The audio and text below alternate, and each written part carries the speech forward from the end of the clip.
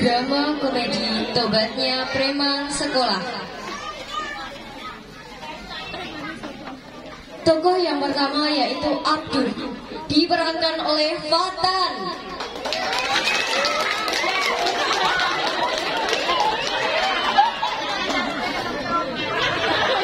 Kedua, Laila, diperankan oleh Karunia.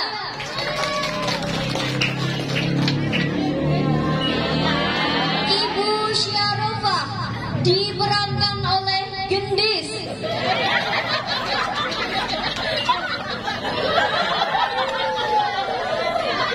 Rukma, diperankan oleh Kasuma.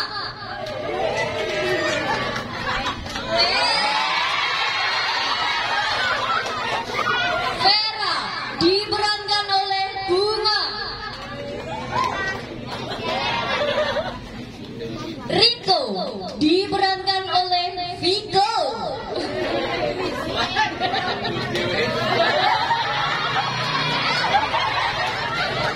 Rudy, diperankan oleh Kaisar.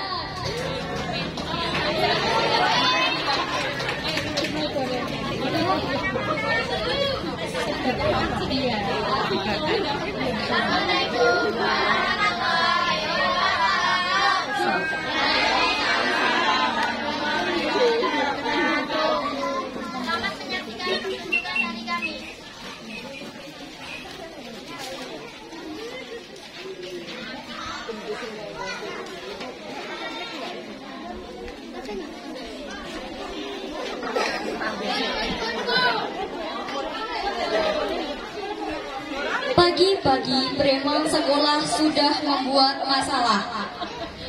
Mereka adalah Abduh dan Rudi. Di depan pintu kelas, setiap orang yang mau masuk kelas harus membayar uang kepada Abduh dan Rudi jika mereka tidak ingin mendapat sebuah pukulan di muka mereka. Dari kejauhan, 3 anak pejabat tinggi sedang berjalan menuju dalam kelas. Mereka adalah Rukmam, Vera, dan Riko. Abdul dan Rudi telah menunggu mereka dari tadi.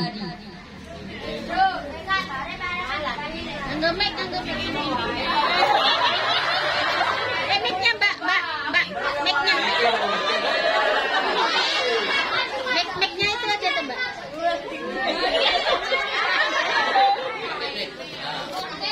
Bayar, asal kowe gelem ngetur kak dhewe. Ya kalau ora ora bar bayar, tapi bakal mendisin pada aku. Kan ora dhewe gak mulai kiri kok digawa, kok nasi Pak Dhewe kaya ngene iki. Woi, onan. Piknik kan. Kan iki. Ah, 10.000 tok. Nggo bayar pentol ora cukup. Minimal 1.000 lah. Padahal tahunnya mau 10.000. Lho, ya, bare teman. Wes ora buono.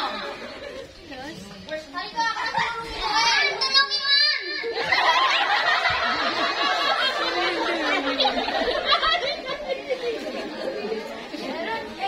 Kayak jenis ya Pak ya. Oke. Dengaran kamu yang cari.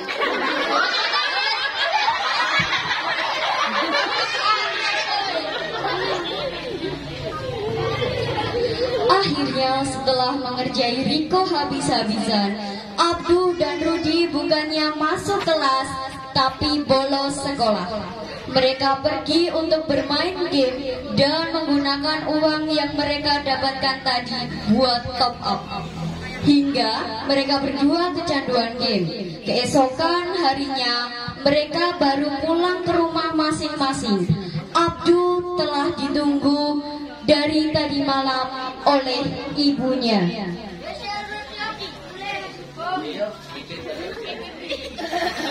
Gendis.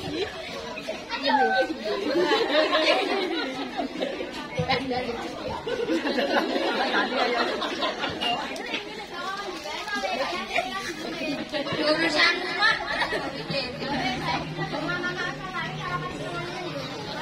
Abdul standar saiki aku njodho 500.000. 500.000 itu apa sak ngono mamaku belum betul jamu keliling. Ada di mama itu barang kekaku.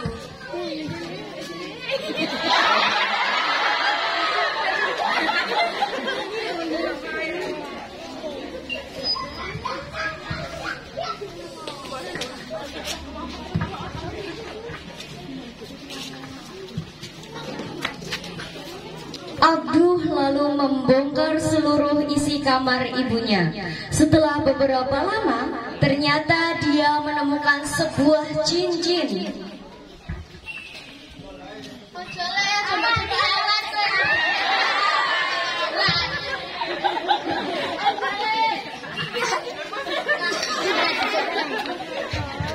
Abduh meninggalkan ibunya begitu saja. Layaknya ia tidak mengenal ibunya lagi.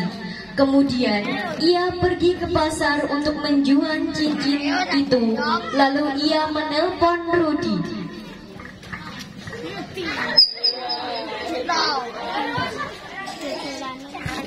Halo, lagi neng kamar pelekaran nih.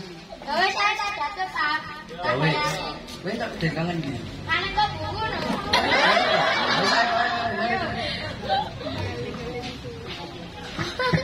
Akhirnya mereka pun pergi bersama untuk main game online hingga larut malam. Setelah puas seharian main game, akhirnya mereka berdua pulang ke rumah masing-masing.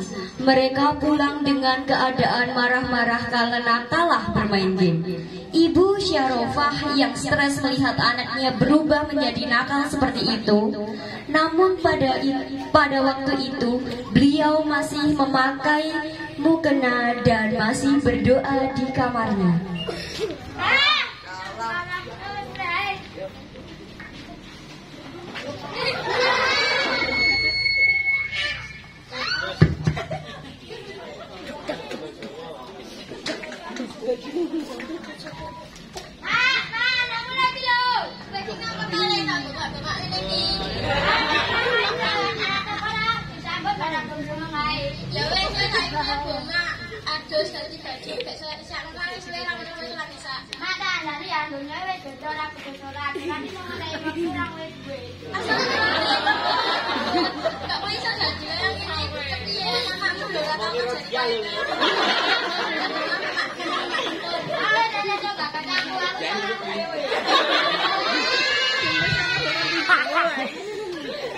Kelakuan Abduh semakin hari semakin menjadi-jadi.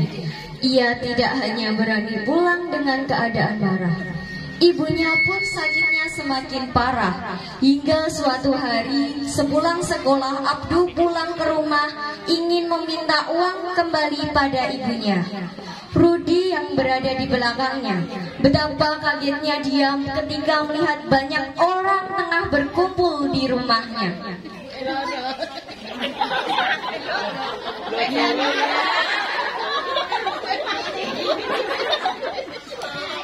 Iya, no,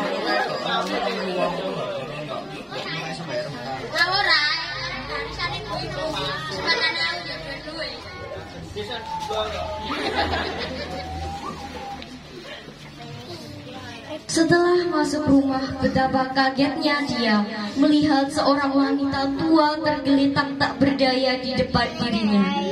Ia semakin histeris ketika mengetahui kalau wanita itu adalah ibunya. Abduh pun tak percaya dan berjalan mendekati ibunya. Ia pun berlutut di depan mayat ibunya dan meminta maaf atas semua yang pernah ia perbuat. Ia menangis sejadi-jadinya.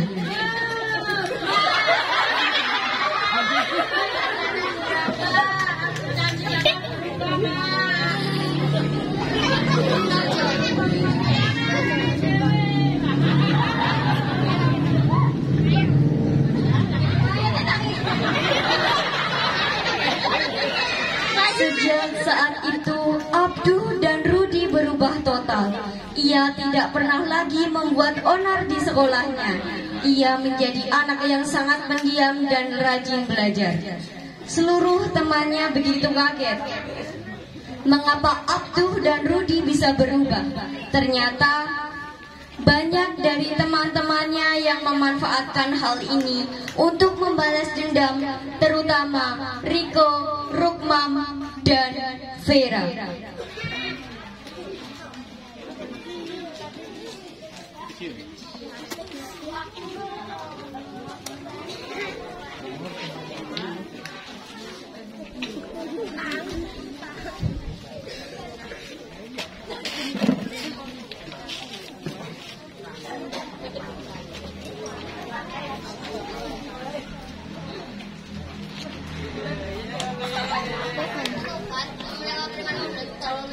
Paling-paling terus jadi preman yang paling ganas. Tapi aku yakin aku ora bakal wedi ora bakal iki. Wow, ora. Yo cepet to. Enggak bakal aku bocah loro kan preman. Oh, bapak malah dhewe syukur-syukur dhewe wis ora nakal meneh koyo ngene. Kowe dadi wong wedok ya aja munafik. Kowe jadi dina pribadi karo bocah loro iki to. Rasa kita yang ini. Kok kakak guna bocah iki ya pantes. Aku bener, aku yang jelek sepura mbi kowe wong telu. Kowe udah ngelok ngapurane aku. Aku ngapurani kowe, aja mimpi. Aku sing gampang.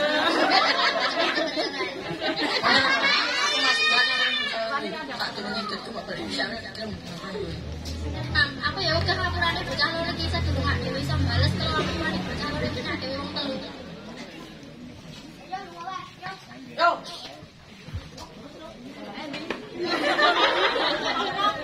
Lah, iki ngapa to? Bocah telu iki aku.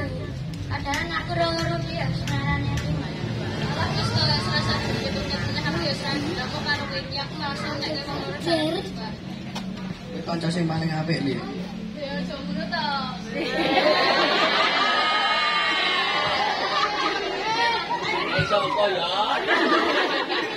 Suatu ketika Abdu dan Rudi ingin bertekad menjadi siswa terbaik sekabupaten dengan memiliki nilai ujian nasional terbaik. Ketika teman-temannya tahu, mereka tertawa terbahak-bahak. Bagus sebenarnya badan ya. Ya amin. Kalau rumah sing paling apik kabupaten, bocah mimpi, nang yo tuku mere.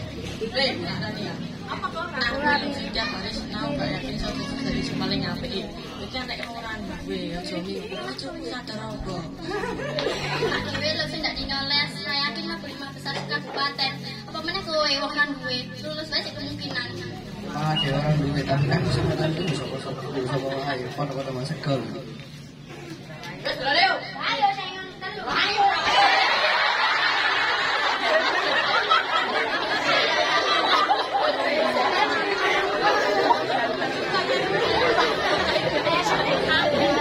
Untuk memenangkan pertarungan ini, Abdu dan Rudi harus belajar dengan giat. Tetapi masalahnya, mereka tidak punya uang sama sekali. Akhirnya, mereka memutuskan untuk pergi ngamen pada siang hari dan belajar ekstra pada malam harinya.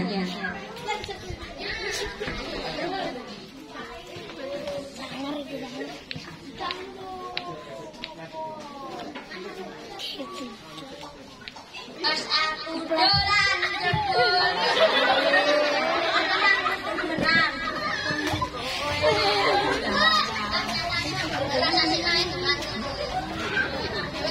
Malah ngamen ora isin gak bayar tak. Ya 1.000 kowe.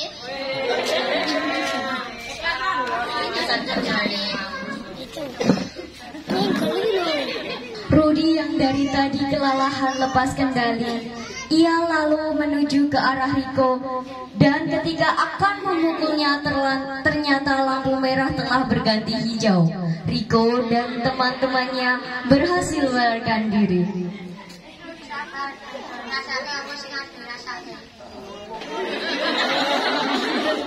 Setelah mati-matian mereka berdua mencari uang untuk membeli buku, akhirnya kesampaian juga. Mereka belajar dengan tekun setiap hari, dan pada akhirnya mereka menjadi siswa terbaik sekabupaten. Sedangkan Vera, Rukmam, dan Riko tidak lulus ujian nasional lantaran terlalu meremehkannya. Selamat ya.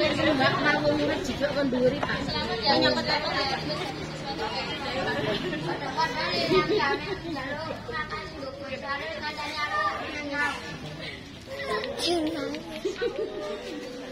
komo aku ora mbek kanca kaya kowe ora bakalan menang juara siji. Malah jomblo to dari sini aku jenenge kancaku ya salah menawa.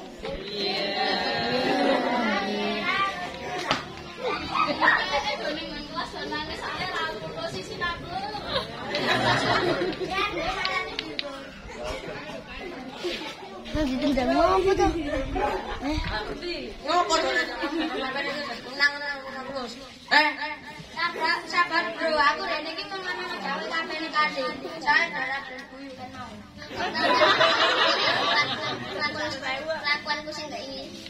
Aku njaluk ngapura karo kowe ya, doyo karo kowe ya. Kowe gelem to ngapurane aku? Aku gelem to ngapurane kowe kabeh weh.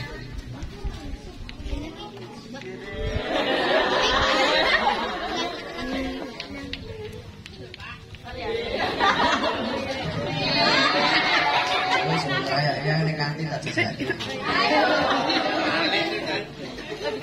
Akhirnya mereka dapat hidup rukun walaupun sebelumnya ada pertentangan di antara mereka.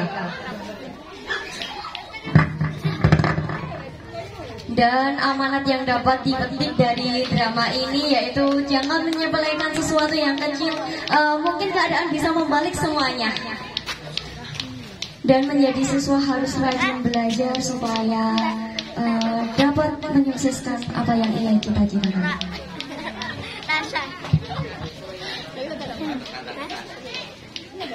Sekian drama dari kami. Jangan lupa